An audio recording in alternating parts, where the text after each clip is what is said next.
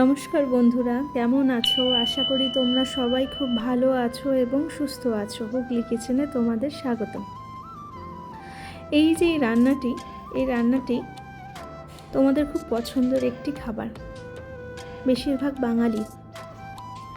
প্রথমেই বলি, এখানে আমি 5 চামচ ময়দা নিয়েছি, হাফ চামচ চালের গুঁড়ি এবং হাফ চামচ ছাতু।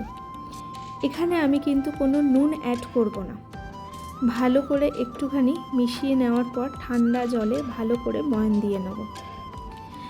অনেকেই বলে ময়ান মানে চিনি, নুন, তেল, কিন্তু আমার কাছে ময়ান মানে একদম সিম্পল অয়েল ছাড়া ময়ান।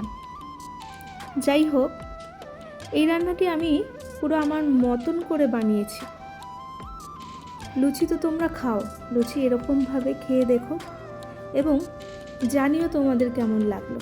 সাদা আলুর তরকারি, সঙ্গে 2 মিষ্টি। যদি পুরো রান্নাটি তোমরা দেখে থাকো, অবশ্যই কিন্তু কমেন্ট বক্সে জানিও কেমন লাগলো। যদি ভালো লেগে থাকে রান্নাটি শেষ অবধি দেখো এবং লাইক, কমেন্ট, শেয়ার করতে কিন্তু ভুলো না।